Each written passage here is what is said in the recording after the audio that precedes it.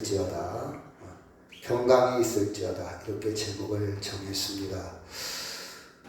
누군가가 그림을 그린 건데요. 뭔가 여행 가방을 들고 황급히 가는, 여행은 좀 여유도 있고 기쁨도 있고 설렘이 있을 그런 여행일진데, 아마 이 여행은 그런 것보다는 좀 조급한 모습이, 그렇죠, 뭔가 조금 불안한 모습의 그런 모양이지 않나, 그런 생각을 한번 해봅니다.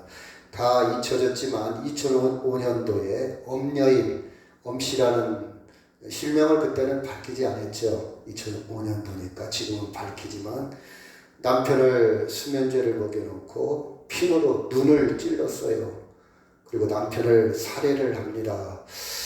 그 살해를 할 때 뜨거운 기름을 얼굴에 부어가지고 잔인하게 살해를 합니다. 근데 보험금을 위해서 또 자기 친정 어머니를 또 그렇게 비누로 눈을 찌르고 자기 오빠를 또 그렇게 해서 이렇게 살해한 그 엄씨라는 여인. 여러분 요새 이 얼굴 보면 뉴스에 많이 나오죠. 정유정이라는 22살인가요? 20대입니다. 뉴스에 나오는 왜 또래 여성을 또 죽였죠. 왜 죽였냐고 그랬더니 살인을 한번 해보고 싶어서 죽였대요. 사람을 한번 죽이고 싶어서, 죽이고 싶은 그런 호기심. 글쎄요, 제가 적절하게 해석을 했는지는 잘 모르겠지만, 그래서 정유정이라는 사람의 누구인가 한번 깊숙하게 제가 알아봤더니, 어렸을 때 할아버지하고 둘이 살았습니다. 어렸을 때부터 고등학교를 졸업하고 친구도 없고 직업도 없고 굉장히 좀 폐쇄된 삶을 살았어요. 이롭게 살았겠죠. 아마 구석에서 웅크리고 앉았던 삶이지 않았을까? 사람을 만나지도 않고 어디에서 환영받지도 못하고 인정받지도 못하고 그 안에 계속해서 어렸을 때부터 분노가 쌓였을 겁니다. 좌절이 쌓였을 것이고, 그렇죠. 여러분 누구나 분노할 수 있고 좌절할 수 있어요. 근데 정상적인 가정에서 자란 아이들은 분노와 좌절도 있지만 사랑도 있어요. 그래서 그 사랑이 크기 때문에 분노와 좌절이 희석이 됩니다. 힘을 못 써요. 근데 사랑을 같이 받지 못하면 분노와 좌절이 굉장히 강해집니다. 그래서 이런 사람들은 심리학적으로 보면 피해의식이 나요. 좌절감에 굉장히 쌓여 있어요. 제가 엊그제 고아원에서 11년 정도, 12년 살았던 친구와 또 대화를 하게 됐어요. 내가 물어봤어요. 당신은 분노가 어떻게 드러나냐? 그 분노를 어떻게 발산을 하느냐? 그 분노가 지금 결혼해서 어떻게 드러나느냐? 그 분노가 지금 결혼해가지고 자녀들에게 어떻게 드러나느냐? 쭉 이야기를 해보았습니다. 그렇죠? 굉장히 쌓여 있어요.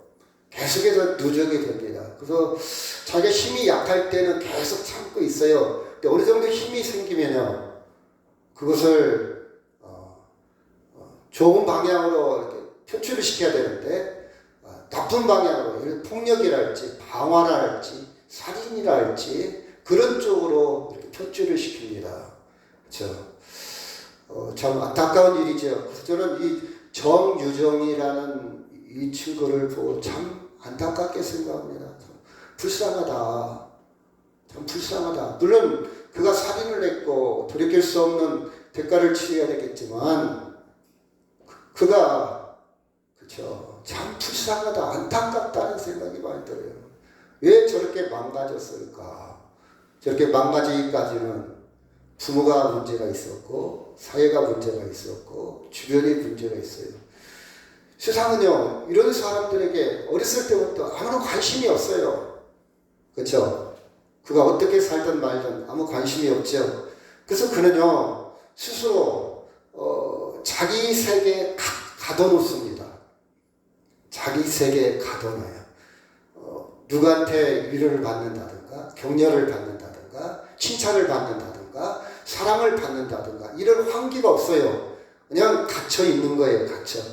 그래서 자기의 소리만 들어요. 자기가 하고 싶은 대로, 자기 생각나는 대로, 그렇죠? 자기 끌리는 대로 자기 목소리만 듣습니다. 그렇죠? 그래서 그는 그 환경 속에서 살아남기 위해서, 생존을 위해서, 그렇죠? 수단과 방법을 가리지 않습니다. 질서라는 게 없어요. 윤리가 없습니다. 도덕도 없습니다. 어떤 규범도 없어요. 그리고 사회에 대해서 굉장히 불만이 많죠. 아주. 그래서 그 11년 동안 고아원서 살았던 친구한테 자기가 스스로 이런 얘기를 하더라고요. 내가 만약 군대를 갔더라면 큰일 날 것이다. 고아들을 군대에 안 보내는 게 참 다행이다. 군대에 갔더라면 사고를 쳤을 것 같대요.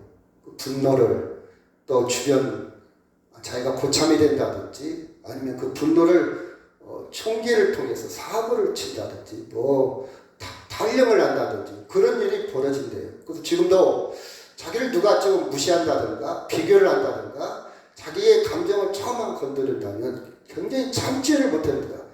예수 만나고 많은 것이 좀 누그러뜨려졌지만 아직도 그게 남아있죠. 완벽하게 없어지지는 않죠. 다만 좀 참을 능력이 좀 있을 뿐입니다. 그런 사람들은요, 죄의식이 없습니다. 죄라고 생각하지 않습니다. 그리고 그런 사람들은 거짓말을 잘합니다. 거짓말을 거짓말을 해야 지금까지 살아왔고 눈치를 보고, 그렇죠? 여러분 거짓말 잘하는 사람 한번 보세요. 그 나름대로의 생존의 방법입니다. 여튼 이 정유정이라는 사람은 참 불쌍한 감옥에 갇혀 있었어요. 그것이 잘못된 방법으로 표출이 된 거죠. 물론 감옥에 갇혀 있다 해서 다 그렇게 되는 건 아닌데, 이 정유정한테는 그렇죠? 어떤 선한 자극, 좋은 자극, 그가 자기를 좀 환기시켜서 좋은 쪽으로 표출할 수 있는 그런 계기가 전혀 없었어요. 그렇죠? 그런데 감옥에 갇혀 있는 사람들 중에도 어떤 멘토를 만난다든가 좋은 계기가 있었다든가 좋은 추억이 있었다든가 좋은 사람을 만난다든가 무슨 어떤 만남이 있었으면 좋은 쪽으로 또 풀리는 표출되는 경우도 많이 있죠. 저는 이 친구를 보면서 참 불쌍하다. 인생을 태어나서 저렇게 살다가 또 감옥에 갇혀서 한평생을 살아갈 것을 생각하니까 여러분 불쌍하지 않습니까? 그렇죠? 여러분 본문에 있는 말씀을 같이 볼까요? 시작. 이는 곧 안식 후 첫날 저녁 때 제자들의 유대인들을 두려워하여 모인 곳에 문들을 닫았더니 예수께서 오사 가운데 서서 이르시되 너희에게 평강이 있을지어다. 제자들이 지금 갇혀 있습니다. 두려움에 갇혀 있어요. 그렇죠? 그 두려움의 감옥에서 헤어나지 못하고 있어요. 갇혀 있을 때에 누가 찾아왔습니까? 예수님이 찾아왔어요. 예수님이 찾아와서 하시는 말씀이 뭐였습니까? 너희에게 평강이 있을지어다. 자, 예수를 만난 거예요. 제가 12년 동안 고아 생활하다가 고등학교 졸업할 때까지 고아원에 있었대요. 그렇죠? 근데 지금 아버지가 용서가 되는 거예요. 내가 그랬잖아요. 지난 말씀에 당신 정말 복받은 사람이다. 보통 사람 같으면 아버지를 용서하지 못하는데 당신은 그런 아버지를 용서했다는 것은 당신은 복 있는 사람이다. 다시 말해서 너 안에, 당신 안에 평강이 있는 거 아니냐. 평생 너희 그 죽일 놈, 나쁜 놈, 그 지가 우리 아버지요? 여러분 그런 분노 속에 감옥 속에 살아갈 수도 있잖아요. 그 막 여러분 생각을 해봐요. 그 아버지 때문에 6남매가 전국에 있는 고아원을 다 흩어졌어요. 지금도 6남매 중에 형제를 못 찾았대요. 흔적이 없어요. 어디에 흩어져 있는지. 그 아버지 때문에 자기 어머니가 정신병으로 죽었어요. 그 아버지가 용서가 되겠습니까, 여러분? 근데 용서를 한 거예요. 용서가 된 거예요. 연락을 합니다. 아버지라고 모십니다. 지금 아버지가 치매에 걸렸는데 요양원에 모시고 있어요. 당신은 복받은 사람이다. 용서할 수 있다는 그 복을 받아. 누가 찾아왔습니까? 그 그 사람에게 예수가 찾아온 거예요. 예수가 찾아온 거예요. 예수를 만난 거예요. 예수님의 사랑이 너무 큰 걸 깨달은 거예요. 그러니 아버지가 용서가 되는 거예요. 여러분, 예수 믿어도요, 용서하지 못하는 사람 많이 있어요. 아직 자기가 크고 예수님이 적은 거예요. 근데 예수님을 진정으로 만나면요, 그렇죠, 용서가 가능해요. 우리가 그 조금 전에 교동문 중에 레바논의 백항목이라고 있잖아요. 여러분이 교동문 했잖아요. 시편을 읽었어요. 근데 여러분이 똑같이 한글을 통해서 레바논의 백항목이라고 읽었는데 다 느낌이 달라요. 레바논이 뭔지 모르고 백항목이 뭔지 모르는 사람이 읽는 것과 레바논에 대해서 알고 백항목에 대해서 깊이 아는 사람이 읽는 것과는 감이 다르다는 말이에요. 느낌이 달라요. 은혜가 달라요. 마찬가지로 우리는 수십 년 동안 예수의 십자가를 계속 듣고 읽고 보았어도 다 느낌이 달라요. 와닿는 게 달라요. 가슴의 울림이 다릅니다. 그렇죠? 지금 두려움과 근심과 걱정과 절망에 쌓여있는 제자들에게 예수님이 찾아왔어요. 예수님을 만난 겁니다.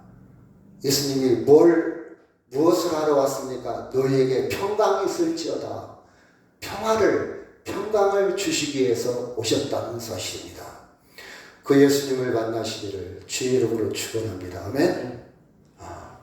평강을 다른 말로 평안 이렇게 표현할 수도 있고, 그렇죠? 평안, 샬롬, 아랍어로는 살람이라고 합니다. 여러분, 파키스탄이나 방글라데시나 이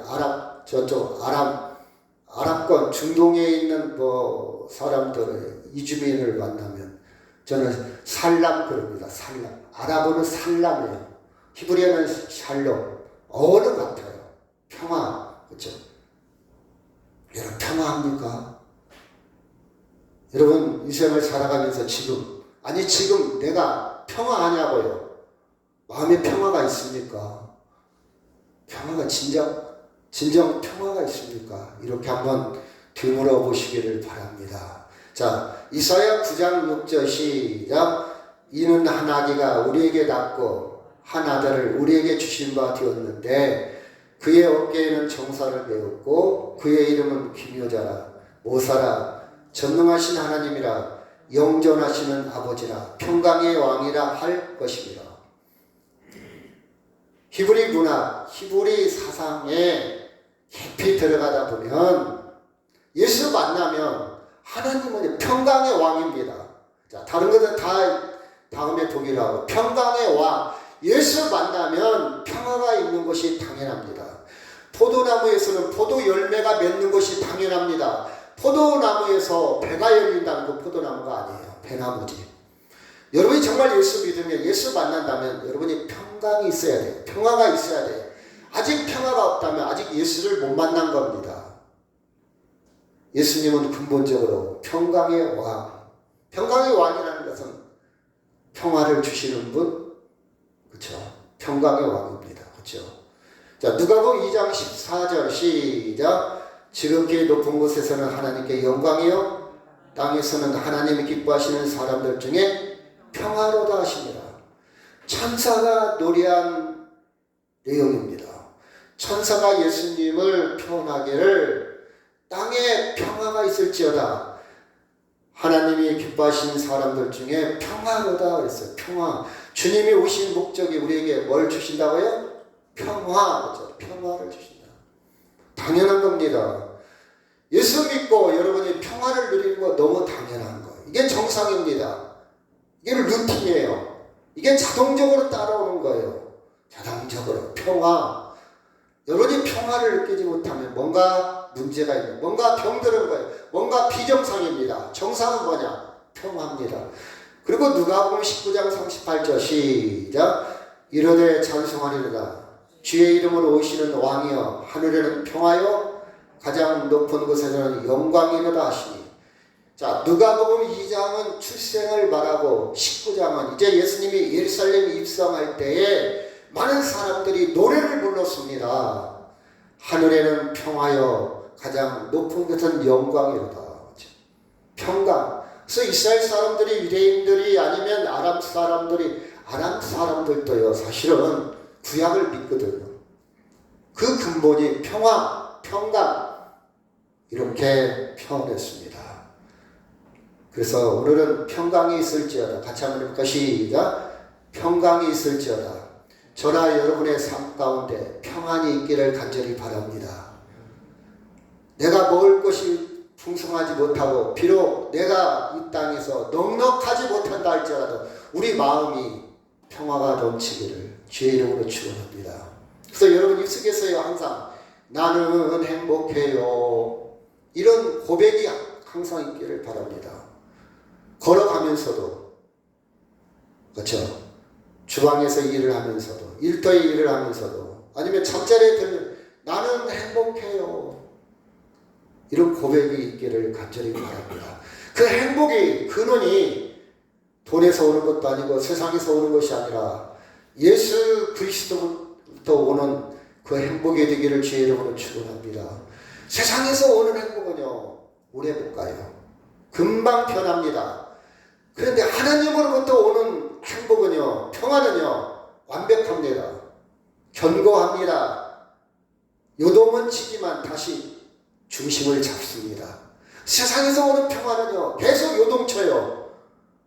금방 기뻤다. 금방 또 기분이 나빴다. 변동이 심합니다. 걷잡을 수 없습니다. 자, 여러분 우리 장로님 기도 가운데서 그런 말씀이 있었지만 이 땅의 평화를 기도했죠. 여러분 이 땅에 평화가 있을 것 같아요? 지금까지 많은 문명과 문화, 역사는요 평화를 얘기했어요. 평화. 그래서 가장 상징적이게 노마 평화, 그쵸? 팍스 노마나.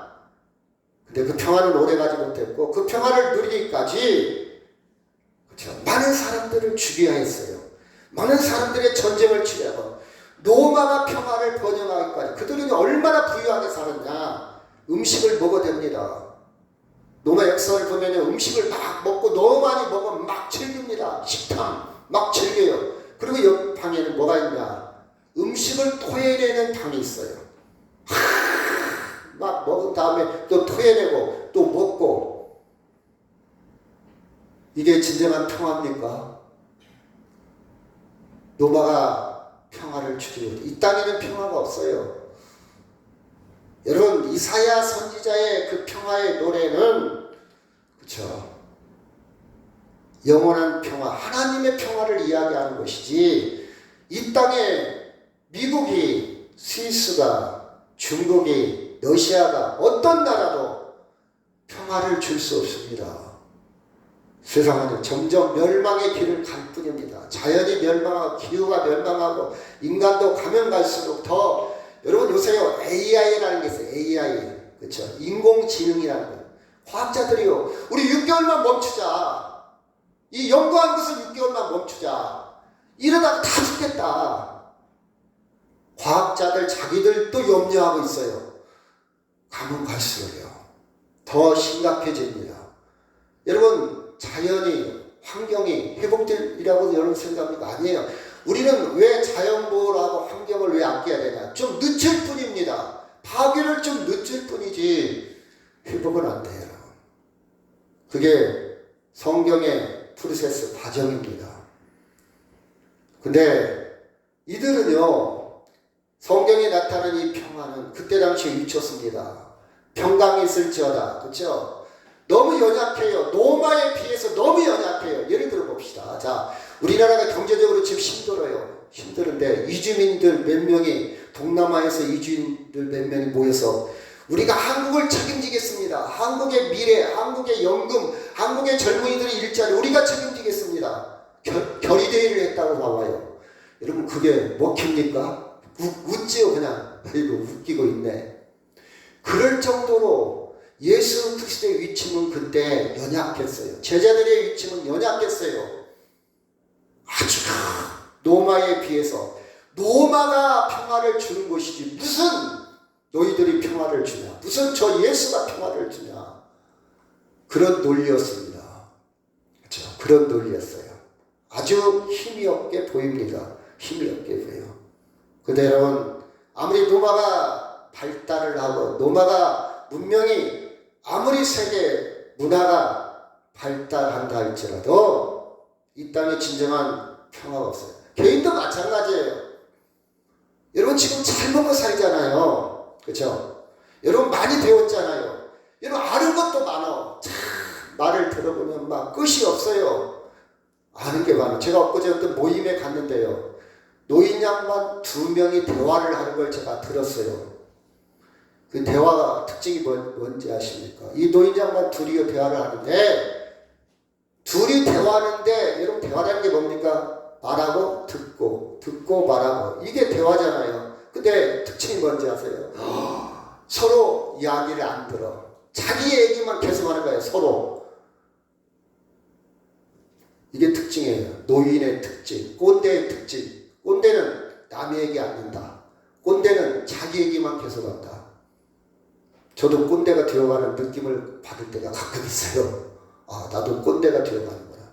진정한 지혜자는요, 듣는 데 익숙해 있습니다. 현자는요, 배우는 사람은 듣는 거에 익숙해 있어요. 자녀의 이야기를 들을 줄 아는 부모요. 들어줘야 돼요. 근데 계속 얘기를 많이 하요. 그죠? 그죠? 여러분, 아는 게 많아. 계속해서 우리는 자기의 자존심, 이만큼 더 자존심 상했다. 분노가 치밀어옵니다. 막 화를 내. 이러고 가만히 보세요.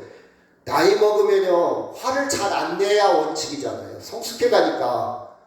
감정 조절도 되고, 이제는, 그렇죠. 분노의 조절이 어느 정도 되고, 참을 줄도 알고. 근데 막, 나이 먹어서 막 큰 소리 치는 사람이 있어요. 막 화 잘 내는 사람. 이 사람은 2가지 중에 하나예요. 하나는 돈이 많다든가, 아직도 권력이 있다든가, 아니면, 그렇죠. 아직도 안에 분노가 있는 사람이야. 정상적이지 못합니다. 그 권력을, 돈을 많은 것을 그런 식으로 쓰면 안 되잖아요. 그렇죠? 우리는요, 가면 갈수록 비교를 당했다? 다른 사람과 나를 비교했다? 아이고, 옷이 그게 뭐예요? 촌스럽잖아. 아이고, 머리 어디서 했어? 제가 엊그제 머리가 많이 빠진 사람이, 저보다 나이가 적은데, 제가 실수를 했어요. 왜 이렇게 머리가 이렇게 많이 빠졌어? 그랬더니, 안색이 금방 변하더라고요. 아, 이거 내가 실수했네. 저는 가까우니까, 할만하니까 해왔는데, 염려는 안 했지만 그냥 한번 해봤는데, 그 사람 입장에서 스트레스를 많이 받았는가. 아, 내가 하지 말아야 할 말을 했구나. 미안하다고 그랬어요. 그렇죠? 여러분, 비교 당하는 거 못 참습니다. 평화 없어요. 그렇죠? 평화 없어요. 내가 오늘 이쁜 옷을 입고 왔는데 남들이 보도 왜 이렇게 세련됐어. 멋쟁이네. 기분이 좋아요. 아이고, 이거 어디서 길표구나. 구시장에서 샀구나. 그럼 지가 넉사하는데 도와줬어. 금방 우리는 평화를 잃어버립니다. 그렇죠? 이 땅에는요, 평화 없어요. 그렇죠? 결국 우리는 그런 것을 초월할 수 있는 교양이 있고 능력이 있다 할지라도 죽음 앞에서 평화 없습니다. 죽음이 가까우는데, 나이가 먹는데 평화가 있습니까? 없어요. 그렇죠? 진정한 평화가 없습니다. 그런데 19절 다시 한번 시작. 이날 곧 안식 후 첫날 저녁 때 제자들이 유대인들을 두려워하여 모인 곳에 문들을 닫았더니 예수께서 오사 가운데 서서 이르시되 너희에게 평강이 있을지어다. 아멘. 자, 이날 곧 안식 후 첫날, 안식 후 첫날. 이거 부활의 주님이에요. 부활의 주님. 부활의 주님만이 우리에게 진정한 평강을 말할 수 있고 평화를 말할 수 있고 평화를 주신다는 사실을 믿으시기 바랍니다. 아멘. 여러분이 평화를 찾으려면 다른 데 가서 찾지 마세요.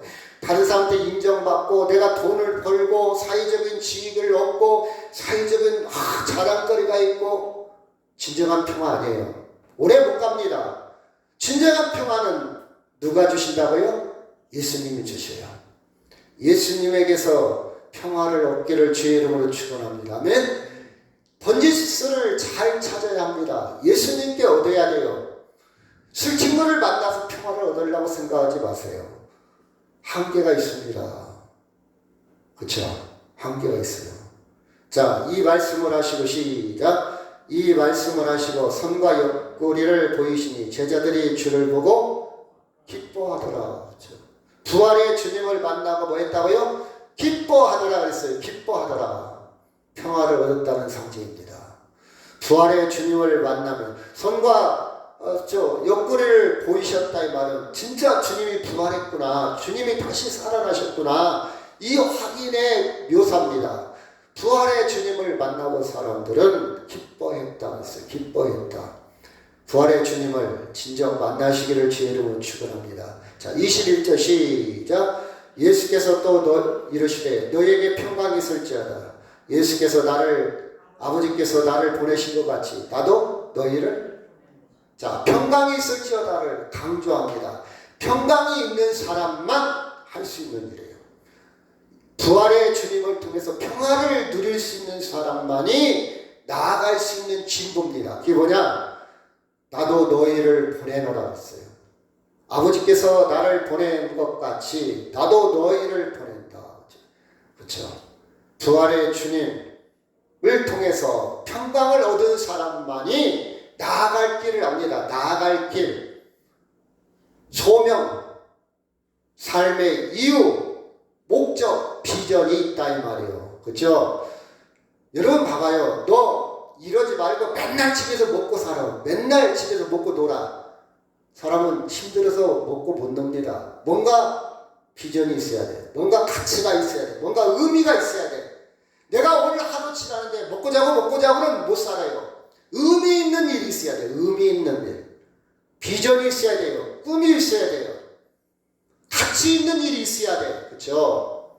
가치 있는. 제가 교도소를 자주 가는데 정과 10범이나 12범, 5범, 6범 그들이 만약 내 이야기를 듣고 인생이 달라진다면, 예수를 믿게 된다면 최고의 저는 가치를 생각을 해요.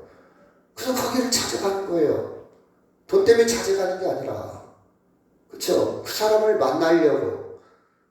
내가 옛날에 10년 전에 부산 교도소에 갔을 때 그 이름도 생각이 안 나는데 그 목사인가 어떤 사람이 와서, 못생긴 사람이 와서 말 한마디 한 것이 지금도 나는 남아. 그 말 한마디가 지금도 남아있어. 저는 그건 기대하는 거예요. 혹시 여러 말 중에 한 말이라도 남는다면, 그 사람을 살린다면, 그 사람이 그걸로 인해서 예수 믿는다면 저는 그걸 최고의 가치로 생각해요. 돈으로 바꿀 수 없어요. 마음의 평화, 부활의 주님을 만나고 정말 평화의 세계에 들어간 사람은 예수님이 나를 파송하고 보내고 내가 왜 사는지 삶의 목적과 이유를 발견할 수가 있어요. 주님의 심부름을 할 수 있단 말이에요. 그렇죠? 심부름을 할 수. 자, 마태복음 28장 19절 시작. 그러므로 너희는 가서 모든 사람을 제자로 삼아 아버지와 아들과 성령의 이름으로 세례를 베풀고 내가 너희에게 분부한 모든 것을 가르쳐 지키게 하라. 볼지어다 내가 세상 끝날까지 너희와 항상 함께 있으리라 하시니라.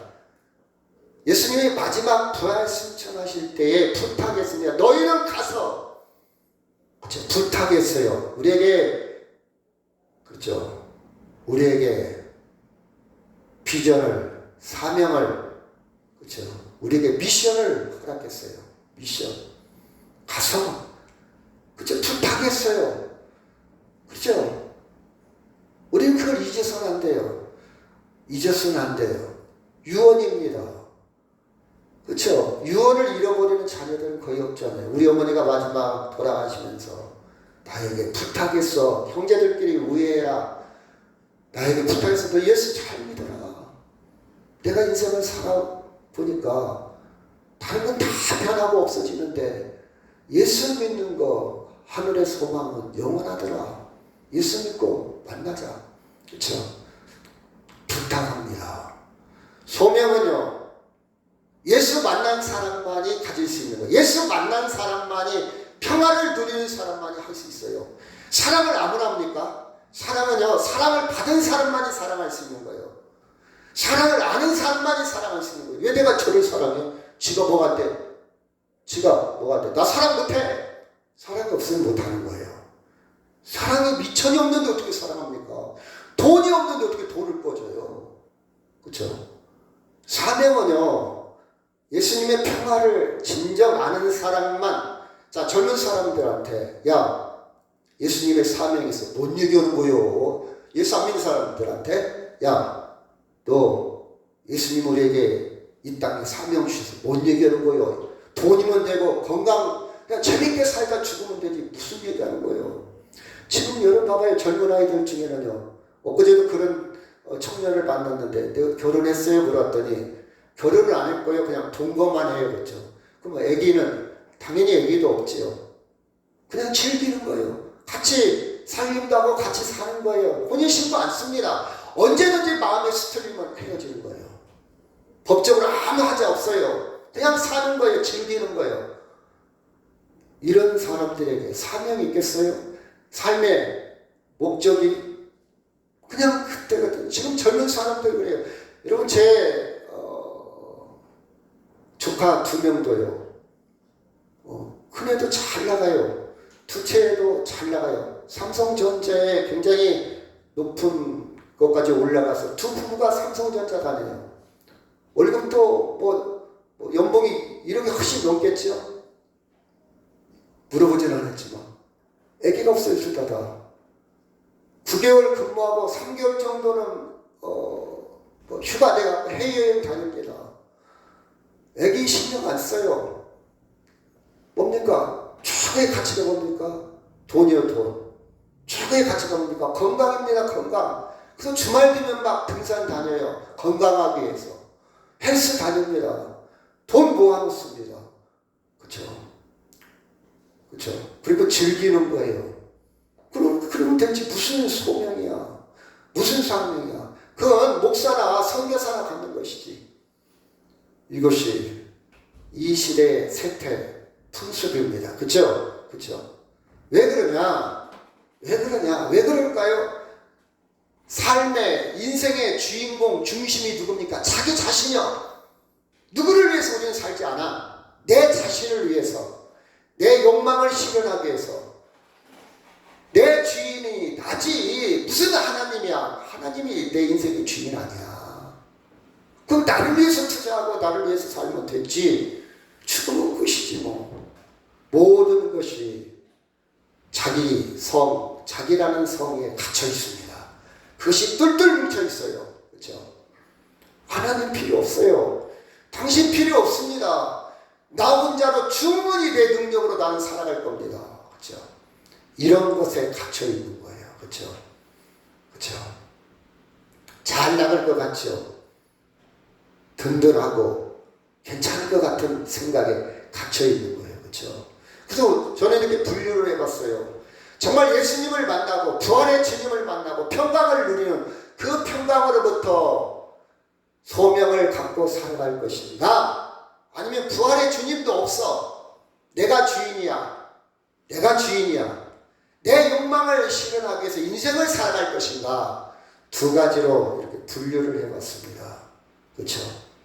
그렇죠? 그 많은 사람들이요. 소명이 없어요. 여러분 교사 이직률을 보니까요. 지금 많은 교사들이 그만둔대요.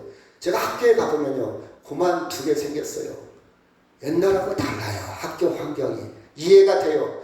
교사한테 계속 우리가 사명감 가지고 아이들 가르쳐라? 강요할 수 없잖아요. 그래서 가만히 보면요. 교사들이요. 다 그런 건 아닌데 많은 교사들이 제 눈에 중학교, 고등학교, 초등학교 가면요. 보신주의에 빠져 있어요. 그냥 시간 때우고 있어요.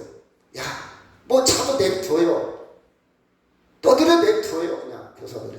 그냥 너 학교만 잘 나와. 어떻게 되든 그렇게 신경 안 써요. 왜? 잘못 신경 쓰다가 인권 문제라고 또 학부모한테 모진 문제들이 생겨나거든요. 여러분 엊그제 보니까 신문에 보니까 저거 청주라고 알죠? 청주. 서울에 가까워요. 청주의 종합병원에서 의사 연봉을 10억 준대. 10억. 심장내과. 심장 10억 준다 해도 의사가 지원을 안 해요.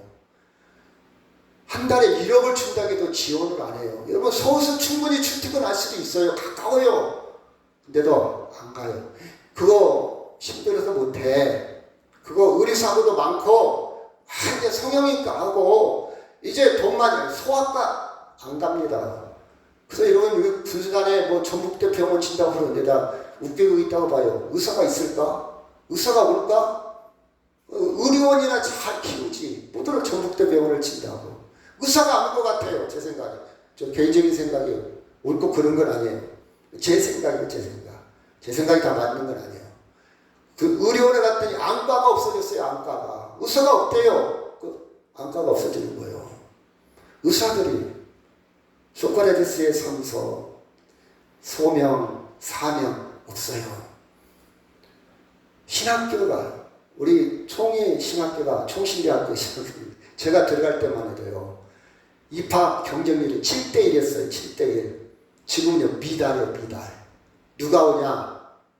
아버지가 목사인데 아들이 세습 대를 물리기 위해서 그런 사람들. 이제 주님을 위해서 안 해요. 군산에 저 D교회라고 큰 교회 하나 있잖아요. 저기 눈바닥에 그쳐놓고 교사가 없대요. 여러분 왜 그렇습니까? 내가 강해진 거예요. 그렇죠? 내가 강해진 거예요. 내 욕망, 내 중심, 그렇죠? 사명 없습니다. 다 그런 건 아니죠. 그럼에도 불구하고 바알에게 무릎 꿇지 않은 70명이 있지만 일반적인 현상을 제가 이야기하는 겁니다. 일반적인 현상. 자, 마태복음 11장 1절 시작. 예수께서 12 제자에게 명하기를 바치시고 이에 그들의 여러 동네에서 가르치시며 전도하시려고 거기를 떠나 가시니라. 그렇죠? 여기 보니까 누구만 사명에 사로잡힐 수 있냐? 예수님과 제자 특별한 관계에 있는 사람만 사명에 사로잡힐 수 있는 걸 볼 수가 있습니다. 12 제자에게, 그렇죠? 12제자에게 스승과 제자 사이 아주 긴밀한 특별한 관계에 있는 사람만이, 그렇죠, 사명에 살아갈 수가 있어요. 사명에 특별한 사람만 사명이 뭔지 알아요. 내 목숨을 바친다 할지라도 제가 예수를 만나고 제가 하나님의 생명을 알기 때문에 그 특별한 걸 알기 때문에 교도소를 찾아가서 당신 예수 믿어야 됩니다. 예수 믿어야 됩니다. 당신 아들이 잘 나가고 돈 잘 벌고 부자로 살고 그게 중요한 게 아니라 그건 영원하지 않습니다. 금방 불언간에 당신은 죽음이라는 심판대 앞에 들 텐데 예수 믿어야 예수님으로 인해서 당신은 의롭게 되고 거룩하게 되고 구원받을 수 있습니다. 예수님과 제가 특별한 관계에 있기 때문에 그런 사명감이 있다 이 말이에요. 예수님과 그런 특별한 관계가 없다면 제가 거기를 왜 갑니까? 안 가도 되잖아요. 왜 갑니까? 그렇죠? 여기 보니까 12 제자에게 명하여 바치시기를 12 제자에게 명했다 이 말이에요. 그렇죠? 쉬운 게 아니죠. 누가복음 10장 3절 시작. 갈지어다 내가 너희를 보내매 어린 양을 이리 가운데로 보낸과 같도다. 그렇죠? 누가 이 길을 하려고 하겠습니까? 어린 양인 입장에서 이 늑대 안에 누가 갑니까? 나 못 가. 나 힘들어. 그렇죠? 안 갑니다. 갈 수가 없어요. 힘들어요. 강요할 수는 없잖아요. 그런데 예수를 만나면 부활의 주님을 만나고 평강을 누리면 갑니다. 내가 비록 양이라 할지라도 이리떼 속에 갑니다. 늑대들 속에 갑니다. 여러분 예수를 만나면 평화를 누리고 평화를 누리는 사람은 이 평화를 전하지 않고는 견딜 수 없는 것으로 연결이 됩니다. 연결이 돼요. 자, 이 말씀을 하시고 시작. 이 말씀을 하시고 그들을 향하여 숨을 내쉬며 이르시되 성령을 받으라. 주님은 이렇게 로드맵을 이렇게 시간표를 계획표를 쭉 말씀을 하시고 그냥 보낸 게 아니라 성령의 능력으로 덧입혀 주었다. 주의 능력으로 덧입혀 주었다. 숨을 내쉬며 참 의미가 있어요. 이게 숨을 내셨다 이 말은 창조의 기운을 불어넣은 거예요. 창조의 기운. 보이진 않아요. 숨이 안 보입니다. 근데요, 자 시작. 여호와 하나님이 땅에 흙으로 사람을 지으시고 생기를 그 코에 불어넣으시니 사람이 생명이 된지라. 만약 사람이 흙의 진료, 흙의 재료에서 멈춰있다고 생각해봐요. 아무것도 아니에요. 근데 거기에서 멈춰있는 게 아니라 그 속에 생명을 집어넣었어. 생명을 집어넣기 때문에 사람으로서의 작동을 하는 거예요. 그냥 우리 혼자 내보내는 게 아니라, 우리 혼자 사명을 준 게 아니라 성령을 받으라. 이 말은 우리 안에 생명의 영을 불어넣었다. 이게 살만 나는 거예요. 이게 살아있는 거예요. 이게 삶의 의미인 거예요. 여러분, 이것을 느끼는 사람이 있고 느끼지 못하는 사람이 있어요. 그렇죠? 이 생명은요, 창조의 영이요. 천지 창조할 때 불어넣었던 거잖아요. 창조의 영입니다. 부활의 영입니다. 생명의 영입니다. 이걸 창조하시고 다스리시고 유지하시고 통치하시는 하나님의 놀라운 능력입니다. 그 능력으로 여러분 살아가기를 주의 이름으로 축원합니다. 그 능력으로 살아가는 사람을 우리가 영적으로 살아있네 그 뜻이에요. 지금 예배하고 있지만 어떤 사람은 죽어있는 사람처럼 예배할 수도 있고요. 어떤 사람은 지금 예배하는 중에서도 살아있네 삶의 의미를 느끼는 사람이 있을 겁니다. 그렇죠? 자, 23절 시작. 너희가 누구의 죄든지 사하면 사하여질 것이요 누구의 죄든지 그대로 두면 그대로 있으리라 하시니라. 이 사람은 진정 평안을 누립니다. 여기서 죄를 사한다 이 말은 세례를 의미하기도 합니다. 원어를 보면요, 자 이렇게 한번 생각합시다. 제가 이번 주에 읽었던 책 중에 내 인생의 책이 되려면, 책을 재밌게 읽었어요. 제가 노인들을 만나면 이런 얘기를 합니다. 저희 어머니도 그랬지만, 야, 내가 젊었을 때 내 이야기를 책으로 쓴다면 아마 책 몇 권을 쓸 거예요. 그렇죠? 노인들은 책을 다 그런 얘기예요. 내가 책을 몇 권 쓸 것이다. 근데 진짜 책 쓰는 사람은 많지 않죠. 어떻게 쓸 줄을 몰라. 두 번째, 책을 쓴다고 해서 남이 읽어주는 거라. 어떤 사람은요, 나 책 몇 권 써려고 막 자기 돈 내고 책을 몽땅 써가지고 출판했어요. 한 권도 안 팔려. 망하죠. 한번 1판 찍어내는데 기본 돈이 들어가거든요. 그러면 어떤 책이냐? 책은요, 세 가지를 찾아요. 첫째는 논리적으로 써요. 둘째는 내용이 있어야 돼. 셋째가 중요한 게 뭐냐? 감동이 와야 돼. 감동. 저는 감동 부분을 이렇게 표현을 합니다. 그 책에 진실이 있느냐.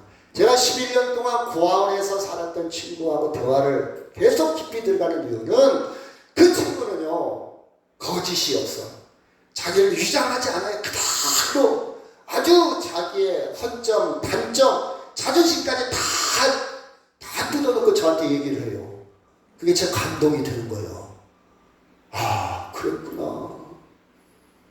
근데요, 보통 사람 같으면 거짓말을 하면서 자기를 포장하는 사람 있잖아요. 몇 번 듣다 보면 감동이 안 돼. 안 듣잖아요. 아, 그만 얘기해. 이제 알았어. 그만해. 근데 어떤 사람은 계속 들어보면 감동이 돼. 거짓이 없는 사람. 거짓말을 안 하는 사람. 제가 이 책을 읽으면서 삶을 견뎌낸 사람들은 누구나 할 얘기가 있지만 제대로 된 이야기를 쓰려면 스스로에게 거짓말하지 않을 자신이 있어야 된다. 이게 책이에요. 진짜 그대로 막 미사여고 자기를 막 멋있게 포장하고 대단한 것만 드러내는 책이 아니라 자기의 약점, 허물, 진솔하게. 그래서 저는 무슨 얘기를 했냐? 평안을 누리고 사명에 불타고 이런 사람은 하나님 앞에 거짓이 없으면 되겠다. 거짓이 없어야 돼. 뭡니까? 기도잖아요. 기도도요, 거짓이 없이 솔직한.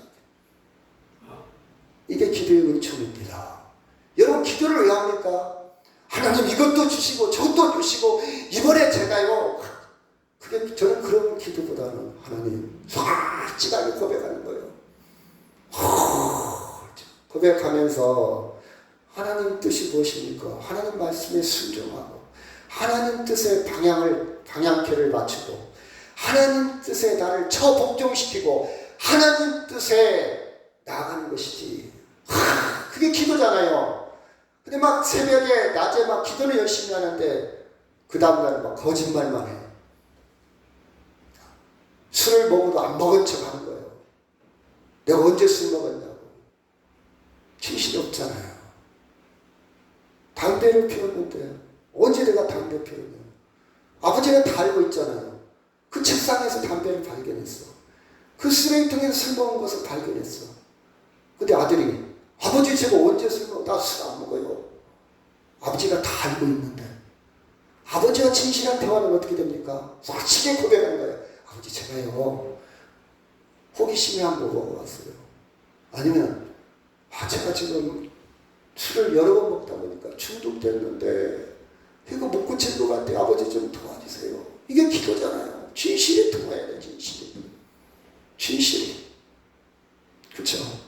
여러분 누구든지 누구의 죄를 사하면 없어질 것이고 그 죄를 그대로 두면 그대로 있으리라. 이 말은 하나님과의 고백이에요. 부활의 주님을 만난 사람은 평강을 유지하게 한 수단입니다. 왜 평화가 없습니까? 진실하지 못하니까 평화가 없어요. 왜 평화가 없습니까? 열심히 봉사도 하고 열심히 묵기도 하는데 왜 평화가 없습니까? 내 안에 죄가 있으면 평화가 없어요. 평화가 없어요. 그치? 평화가 없어요. 죄는요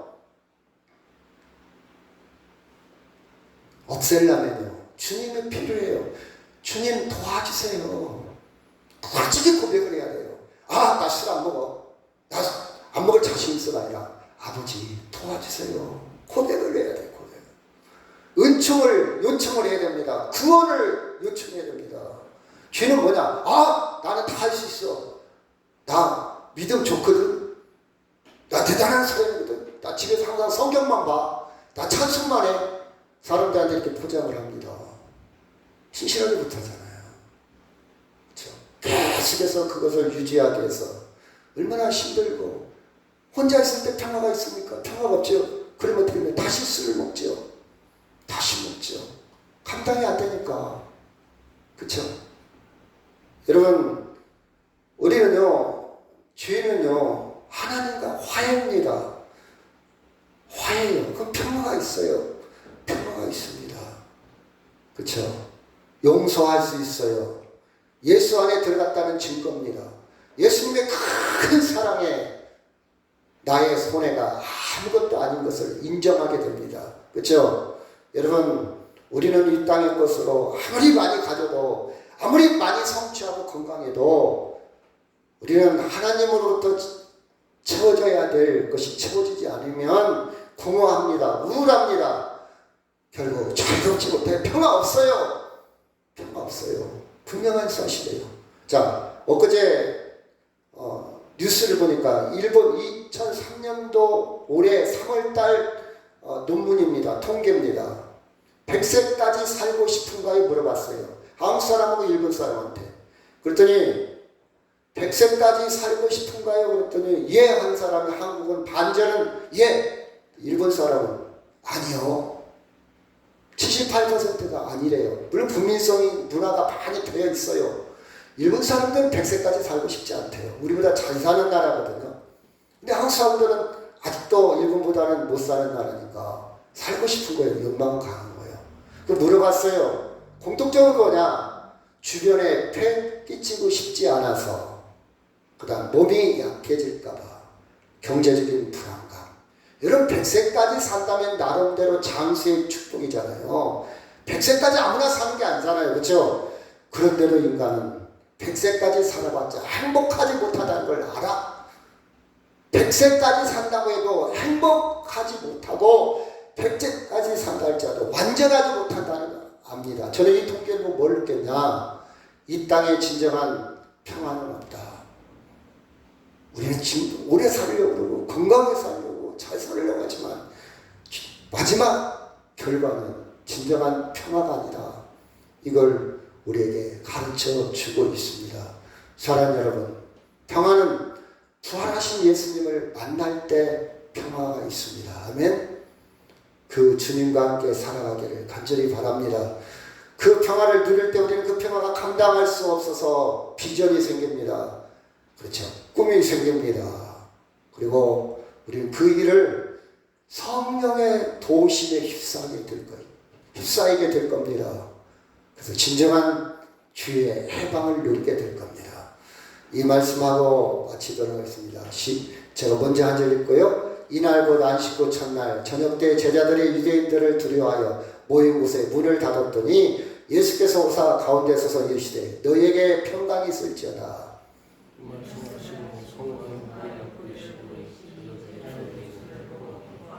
예수께서 또 이르시되 너희에게 평강이 있을지어다. 예수께서 나를 보내신 것 같이 나도 너희를 보내노라.